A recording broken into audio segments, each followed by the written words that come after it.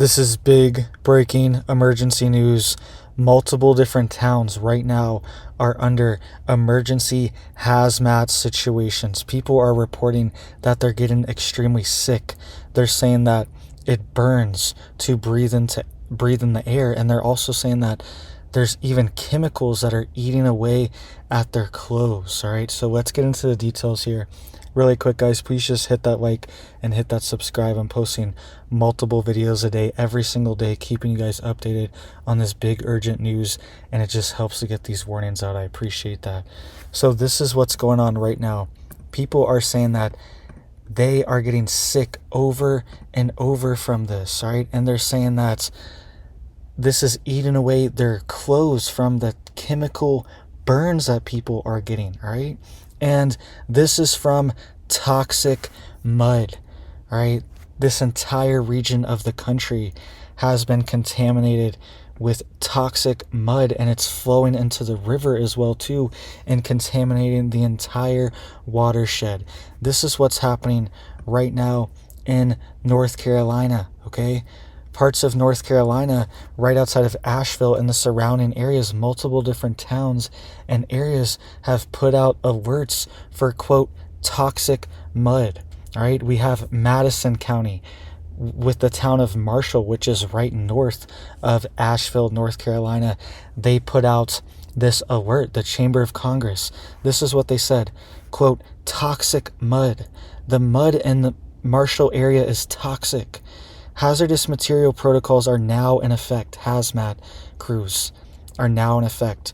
Use caution anywhere there is mud or water. An abundance of solvents and caustic chemicals, sorry about that, is eating people's clothes. People are getting chemical burns from the mud. Floodwater is incredibly nasty and can be contaminated with household chemicals, fuel, oil, gas, animal and human waste, trash. They're saying watch out for syringes and nails and debris and garden chemicals, etc. It says PPE, personal protective equipment, is now mandated for working in the mud, including respirators. Don't go in the mud. Use caution and avoid floodwater and mud unless absolutely vital. All right, so they're telling their workers and the people there, use respirators. It's so bad. Not even use a mask. They're saying that's not going to be good enough. Use a respirator that people use for painting and things like that, all right? And they have filters on them that you can change out. If you're in this area and you are doing this work, you need to have protection, right? And the governments, FEMA, everyone nobody's talking about this really. The entire area is toxic right now. People are saying they're getting sick. Their clothes are burning off. Listen to this guy. This is Sean Hendricks. He's been doing some great work, some relief work in the Asheville, North Carolina area. All right, he's doing boots on the ground work there, helping people. Listen to what he is saying of his situation. He keeps getting sick here too. All right, listen to him really quick. All right, this is not a fun update, but I've been up there multiple times and I keep getting sick. This is just for the first responders out there. You have to wear a mask. I don't know what it is. I don't have COVID. I don't have the flu. But there's something that's causing me to get bronchitis, sinus infections. I feel like every time I go up, I come back and I'm sick. Now I'm on amoxicillin, inhalers. So I know it sucks to wear a mask and it's hard to work in them, but I don't want to find out in like 5 years we shouldn't have been breathing that stuff. So please, if you're out there and you're working, you're living it, and it's dusty, we haven't had rain in like 10 days or 15 days, so it's dusty, like do not breathe the stuff that's in these areas. Get the mask on, wear it, and please share this so that people will wear a mask and not get sick. All right, so you heard that there. That's Sean Hendricks, and he is doing boots on the ground work there. And he keeps getting sick from the stuff. He's recommending a mask, but the authorities there are saying a respirator is needed and PPE equipment. That's how serious this is. And all the stuff has been dumping into the Swannanoa River, right, which is right outside of Asheville, North Carolina too, and runs through a lot of these towns are right along the Swannanoa. and it's been completely contaminated. All these chemicals are just running off into the river, and it's contaminating the water supply too. Everyone that has a well in this area could have toxic well water now. People that survived and their homes were not destroyed, they could have toxic well water from these chemicals leaching into the ground, and it might take a little bit for these to start showing up in their well water. And they might have to get special filters for their water, right? This happened in parts of Florida where they used very harsh chemicals on the orange groves. They used a very powerful nematode repellent, and it ended up being extremely toxic, and it doesn't degrade in the soil for decades. And they used this anti-nematode chemical decades ago. I think it was in the 50s or 60s, and people still have to have these filters put on their well by law. Florida helps pay for it, but they have to have these filters, or else you can't have a well in these certain areas because the water is toxic with these chemicals. We could see more regions like this.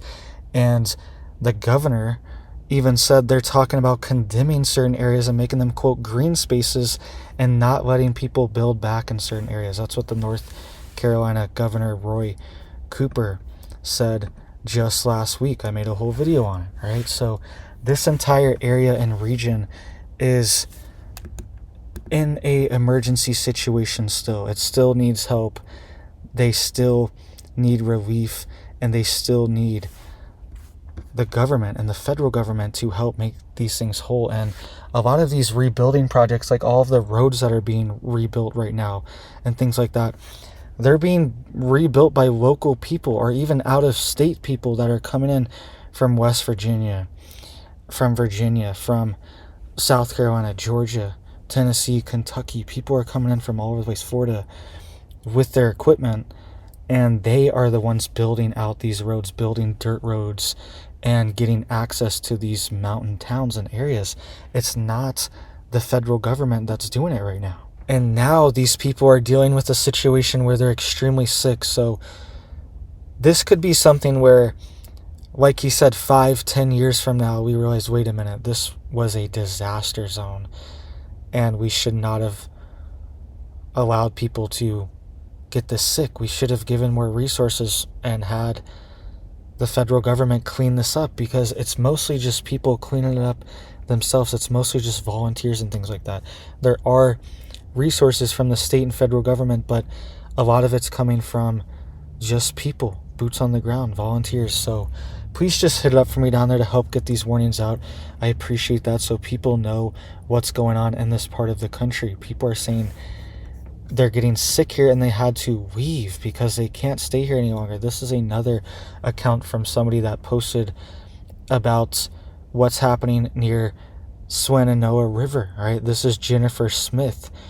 She said, "Hope you are all safe and getting the resources and support you need. Has anyone else been experiencing respiratory issues? I had a sore throat the first few nights after the storm from sleeping with the windows open. We live near the Dollar General and had plenty of dust coming up from the river alley. We left to stay with family because I was feeling so unwell. I keep getting short of breath, and I developed a cough that continues to get worse.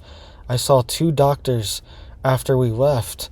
The first doctor told me go to the emergency room, and the second ran lots of tests and said I have something," right? So even people in this area, they're all saying they're getting sick. A lot of people are, and they even have to leave, go stay with family members if they even have that option. Some people have no options, and they're camping out, laying on the ground with their tent, right? And they could be just being exposed to these chemicals that are leaching into the ground and into the water table even more, right? Because they're just sitting out here in it, laying on the ground, and it's starting to get cold in this part of the country. Everywhere it's starting to get cold, but it's starting to get cold here. People do not have electricity still.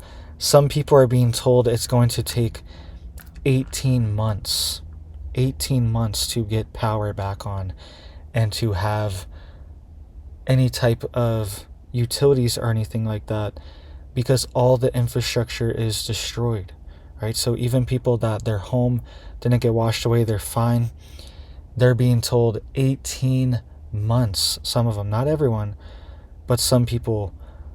That's the longest that I've heard from people saying that that's how long it's going to take to get your power on. Imagine just sitting there a year and a half, no power. People are going to leave. People are going to be desperate. People are going to just abandon their homes. They're going to go into foreclosure. And the governor is even saying, look, we're going to have a lot of buyouts. He's saying there's going to be tons of buyouts in North Carolina because a lot of people, they're not going to be able to rebuild. They're not going to have the money, the resources. They don't have flood insurance, so they're not getting a check or anything from this, right? So a lot of people are at zero right now. They lost everything wiped out. They might have even had this house in their family for decades, maybe 100 years. Some of these houses in this area are really old. And some people might have lost their homes, right, that have been in their family for a long time. And now they have to start over from scratch, start over from nothing. Now they have a mortgage that they have to foreclose on or declare bankruptcy. If there's no house, you can't even foreclose on it for the bank to repossess it and sell it. If there's no house to even repossess, then you can't even do that. You just have to file bankruptcy and then wait however many years to rebuild your credit and everything. And what do you do in the meantime, right? How do you get a rental and money for all these things? It's insane, right? It's insane. And these resources should be provided to people. They're saying they're providing some help. They are there. But a lot of the stuff is coming from volunteers, okay? The National Guard is there. FEMA is there.